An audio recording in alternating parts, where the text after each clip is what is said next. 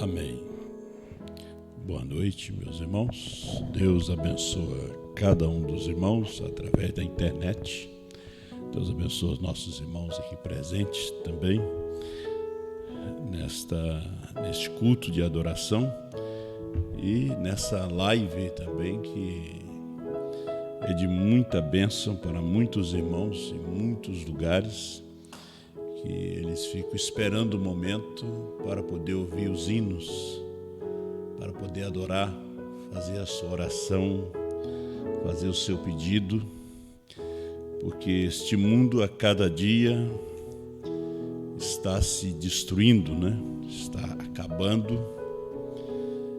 E Jesus diz como foi nos dias de Noé, como foi nos dias de Ló.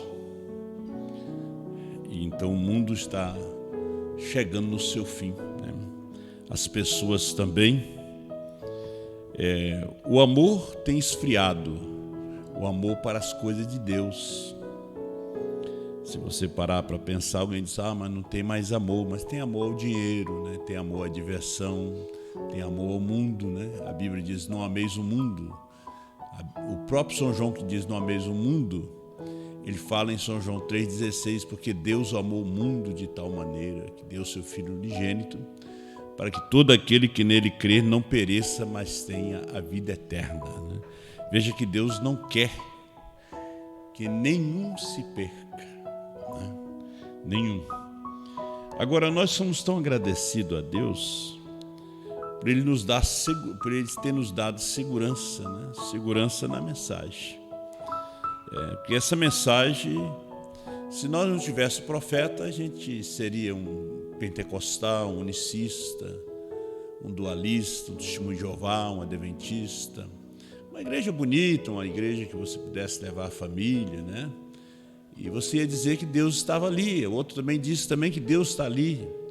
Mas quando vem o profeta, ele diz que Deus não está na igreja, Deus está na sua palavra. Então, é uma bênção ter um profeta. Israel não foi agradecido, não conseguiu enxergar, a bênção de ter um profeta, tirar da escravidão, levar para a promessa, que Deus tinha feito. Enquanto estamos em pé, para não cansar vocês em pé, como alguns pregadores fazem, nós vamos ler Deuteronômio 29, verso 29 de Deuteronômio.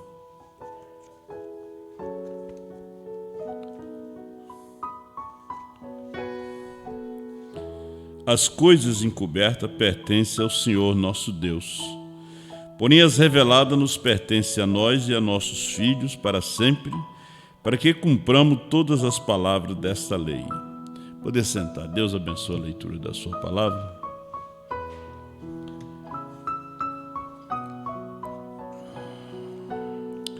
Hoje eu estava pensando, lendo os selos, sobre os 3 livros, Existem 3 livros. E nós temos que pertencer a um desses 3. Um desses livros é o livro da vida. É o livro da vida do Cordeiro. Mas o profeta ensina que Deus colocou os nossos nomes ali antes da fundação do mundo. Ele nos amou antes da fundação do mundo, Ele se apaixonou por nós antes da fundação do mundo, Ele se apegou a nós, Ele morreu antes da fundação do mundo. E ali, numa seção do livro, conforme a gente lê aqui na Zera, numa seção do livro, Ele colocou os nossos nomes ali.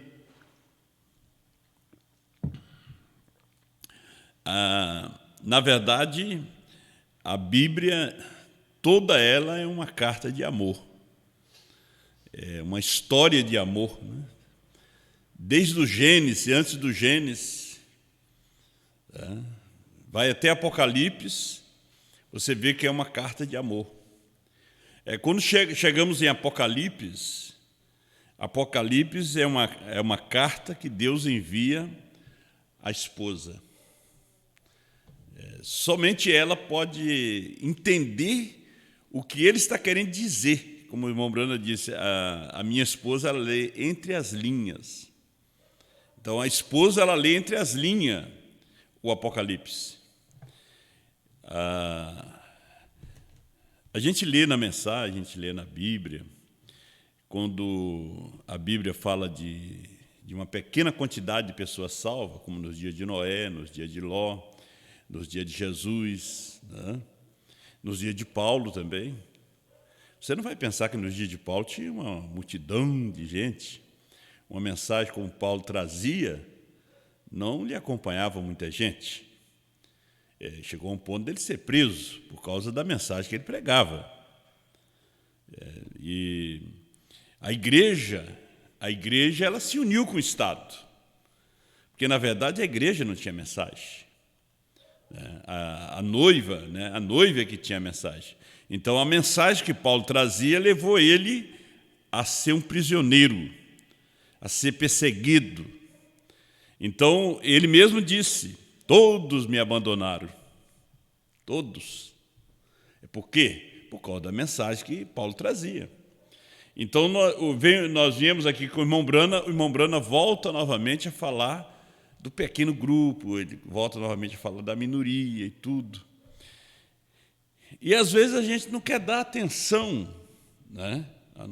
Porque a multidão ela impressiona, muita gente impressiona, faz outras pessoas virem, faz outros virem.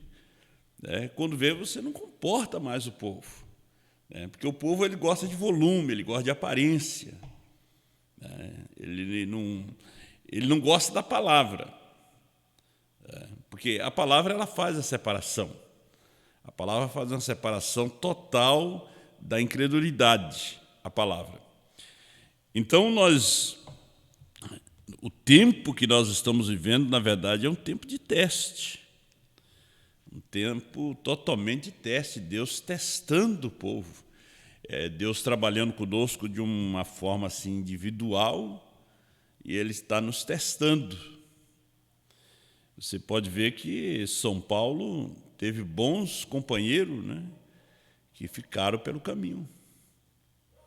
Ele fala de Demas, ele fala de João Marcos. João Marcos mais tarde voltou. Ele fala de Demas, que amou o presente século. E muitos outros, né, que ele fala de falsos irmãos. Agora, quando você pensa em falso irmão, você vai ver uma pessoa que é um enganador, é uma pessoa que te engana. Que um falso ele é aquele que tem aparência de verdadeiro. E Paulo diz: eu estive entre falsos irmãos. Então, nós estamos chegando nesse tempo que Deus está testando, Ele testa individualmente. Então, nós deveríamos vigiar nesse momento, deveríamos orar. Veja, a gente vive num mundo de muito entretenimento, muita coisa para se entreter. Nunca houve na história da humanidade um tempo como este. Um tempo como este, que nós estamos... Nem no tempo do irmão Brana. O irmão Brana teve a visão desse dia. O irmão Brana teve a visão desse dia. Como Isaías teve a visão também. Isaías viu Naum viu os carros, Isaías viu os aviões. Quando ele fala daqueles pássaros. Então, os profetas viram. Claro, a Bíblia ela é um livro cheio de símbolo, como o profeta fala na mensagem, a revelação de Jesus Cristo, ela é cheia de símbolo. Então, eles viram esse dia. Agora, a parte da vigilância, a gente vê quantas pessoas estão realmente ficando no caminho. Quantas pessoas estão buscando, como o livro do Peregrino, que o irmão Brana faz até menção daquele livro, aquela visão de John Bunyan, a pessoa buscando atalhos, buscando um caminho mais fácil. Esse caminho ele vai ficando cada vez mais apertado, vai ficando cada dia mais, vai afunilando. Claro, ninguém quer passar fome, né? Ninguém quer ficar desempregado, ninguém quer sair da zona de conforto. Mas o profeta de Deus disse que a águia, ela tira o pelego e faz com que seus filhotes saiam da zona de conforto, porque o seu ninho é cheio de pontas, de espinhos, e ela coloca um pelego, né, de uma ovelha ou de um coelho, de coelhos que ela mata. E os ovos ela coloca ali, e eles nascem no conforto, na zona de conforto, mas um dia ela tem que tirar o pelego. Um dia ela tem que tirar o conforto. Chega aquele dia que Deus tem que tirar o conforto de nós. Vem aquele momento que Ele tem que tirar, que Ele trata conosco individualmente. Aí você sendo testado.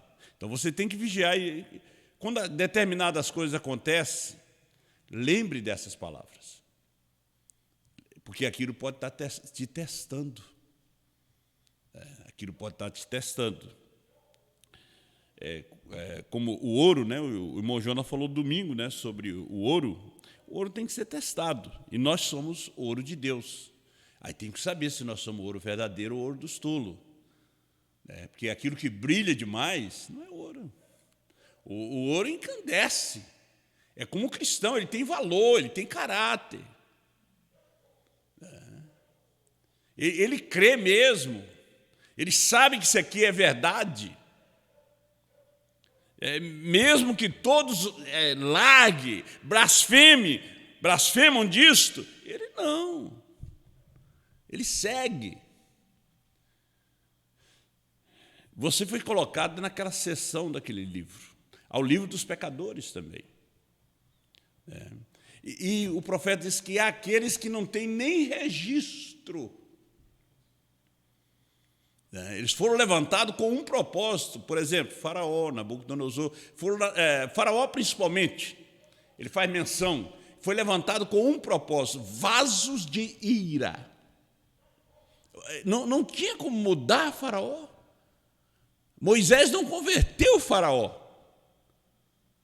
Porque às vezes nós fazemos a pergunta, né? Nós fazemos a pergunta: por que isso, por que aquilo aconteceu? São vasos de ira.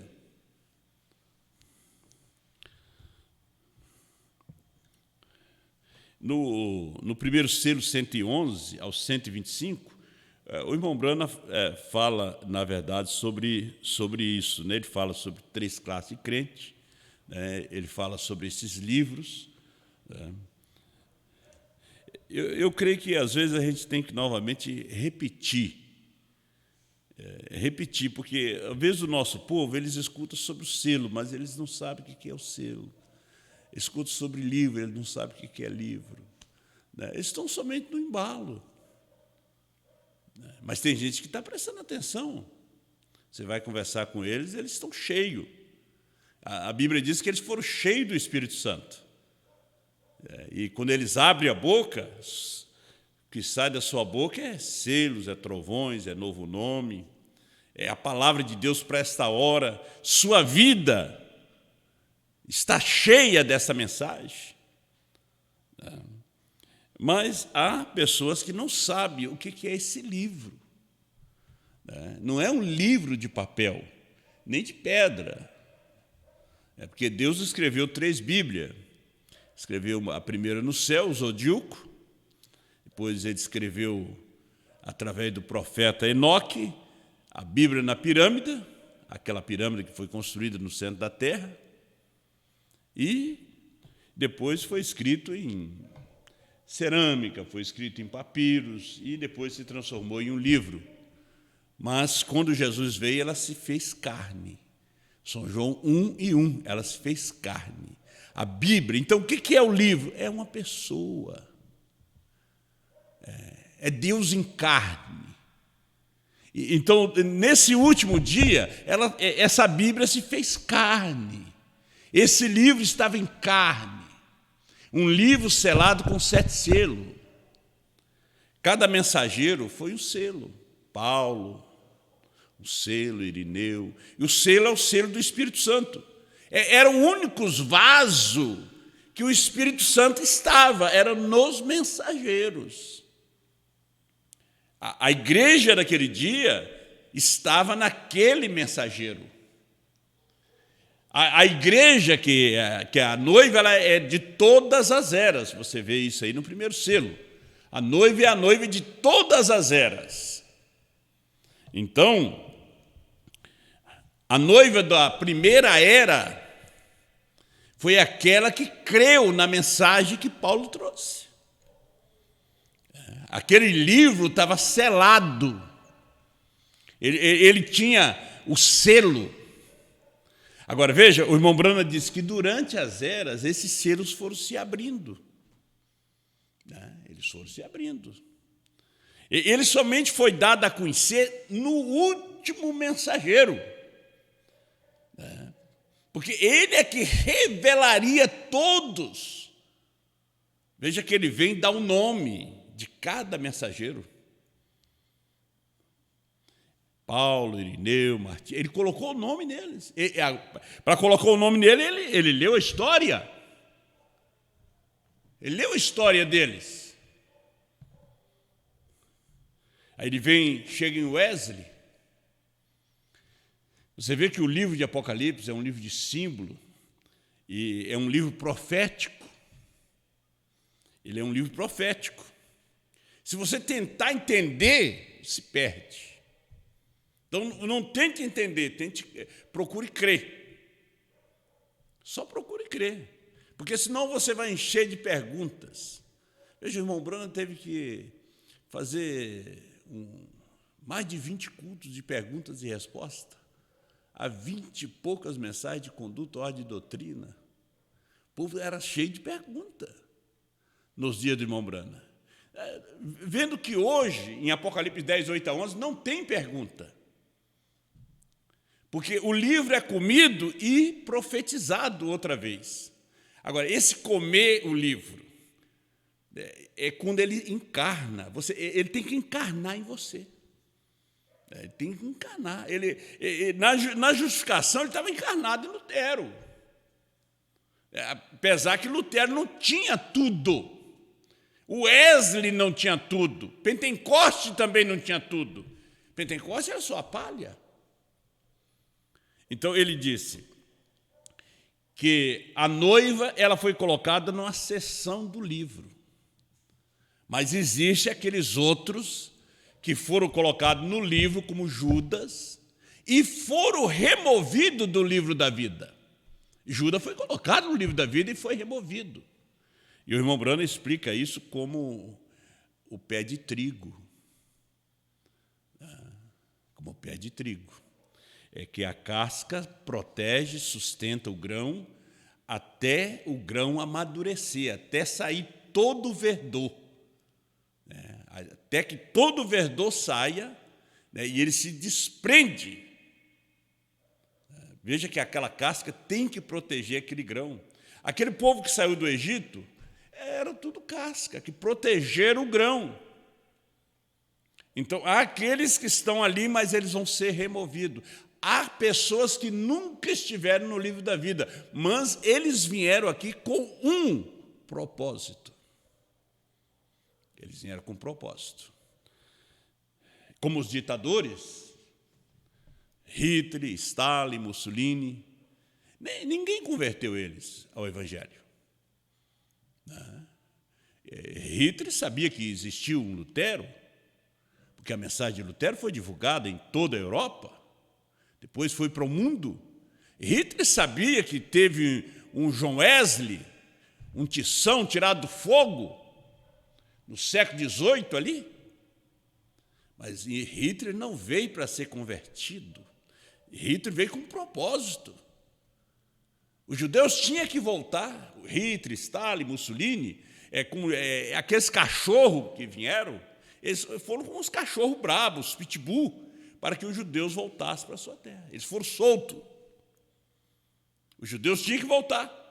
E os judeus estavam presos na sua economia. Dinheiro, muita loja. Eles eram ricos, quase dono de toda a Europa. Então teve que levantar esses ditadores para tomar tudo deles, matar, perseguir para que eles voltassem para a sua pátria. Porque estava escrito que eles teriam que voltar, teriam que ser mortos, as almas debaixo do altar, o quinto selo.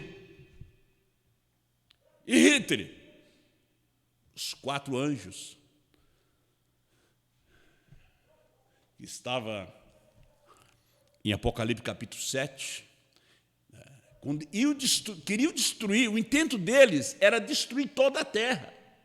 Mas o anjo do sol nascente mandou que parasse aquela primeira guerra. Senão, era o fim de todas as coisas. Então, eles vieram com um propósito. Tudo que você vê por aí hoje é um propósito. Propósito de Deus, vasos de ira. Agora, Deus nos colocou aqui, nessa seção aqui do livro. Veja que ele fala que ele risca do livro. Judas expulsou demônio, pregou o evangelho, e o seu nome foi riscado do livro.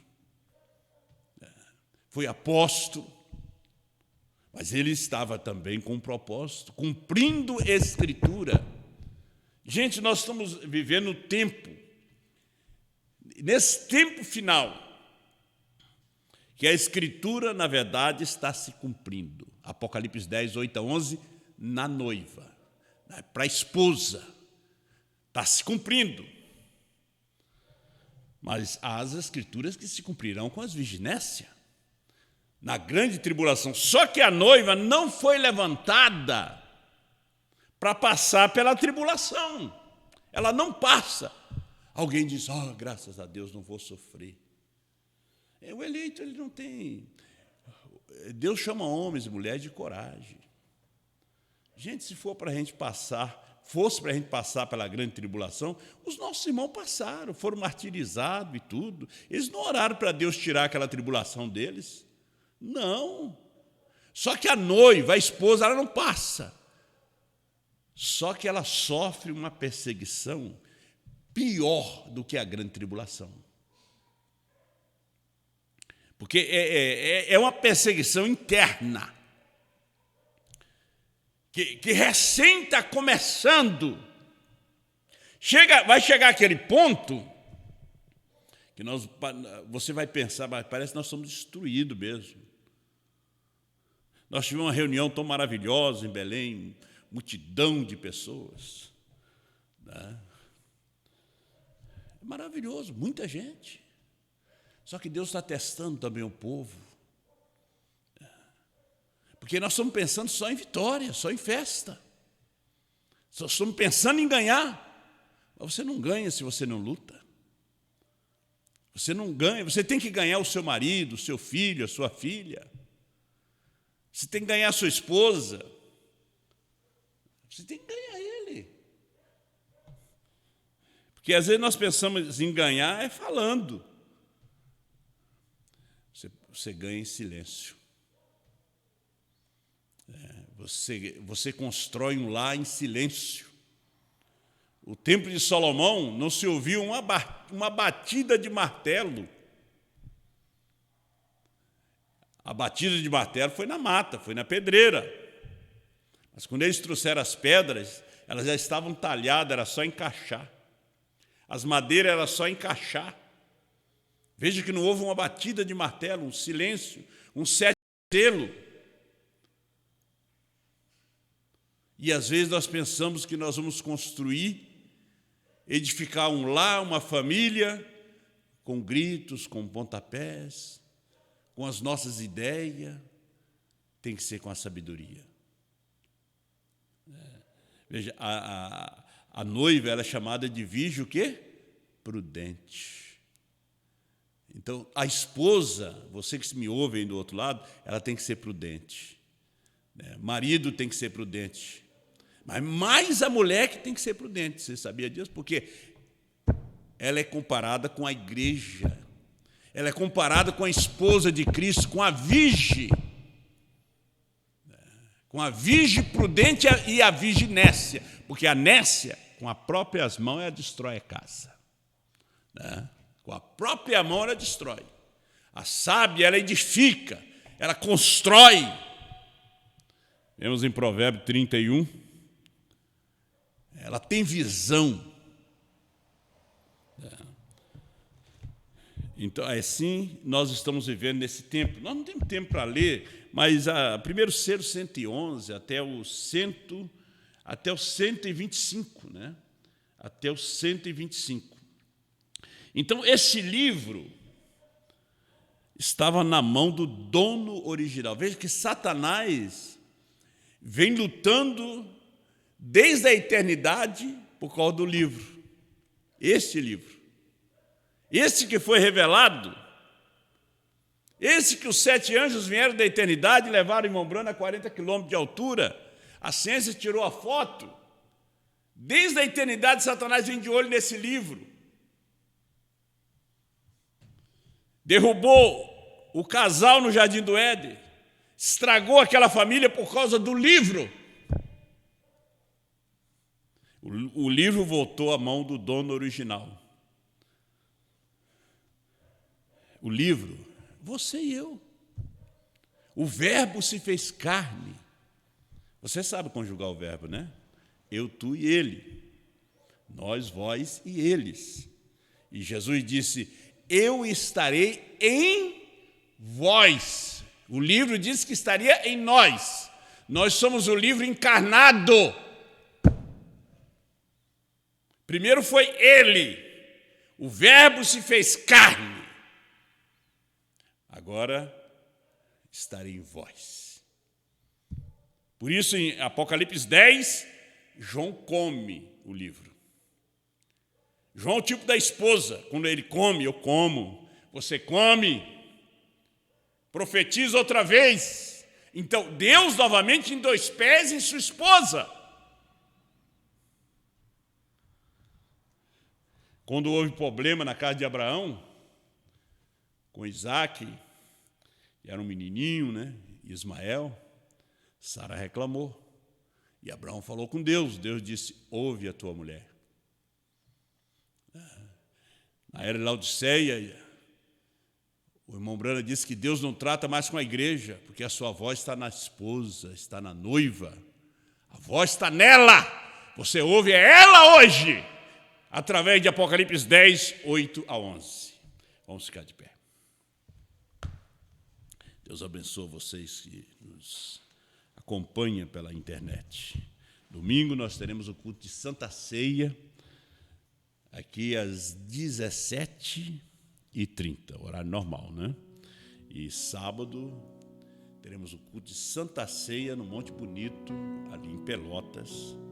Dia 23 nós temos um culto de Santa Ceia, uma confraternização com os irmãos ali de Santa Maria do Herval, e todos vocês estão convidados para estar conosco ali em Santa Maria do Herval. A gente vai ter também um jantar muito bom ali, né? E vocês são convidados para jantar conosco depois do culto da ceia, ali em Santa Maria. E o ano está no seu fim, né? Deus abençoe a todos vocês e que nós viemos a entrar nesse ano com muita prudência, né? Muita prudência. Que até aqui, Ebenezer, até aqui o Senhor tem nos ajudado. Vamos ser prudentes nesse tempo. Como diz as Escrituras, o diabo, vosso adversário, anda em derredor, rugindo como leão, procurando a quem ele possa tragar. Está procurando um jovem, uma jovem, procurando uma mulher, procurando um homem, para que ele possa tragar. Tragar através de uma doutrina, através de uma rebeldia, através de um ministério errado. Ele traga dessa forma, né? Traga com o mundo também, um sistema. Agora, esse é o tempo que nós estamos nesse fundamento, né? Mas Deus já colocou o telhado, agora é só a pintura da sua casa, né? É onde essa pedra de coroa tem vindo, né? Nós estamos vivendo esse tempo dos 7 trovões e da pedra de coroa, da fé de arrebatamento. Senhor Deus e Pai, muito obrigado, Tu que ouve e responde às orações. Como somos agradecidos a Ti, Pai, por tudo. Em nome do Senhor Jesus. Amém.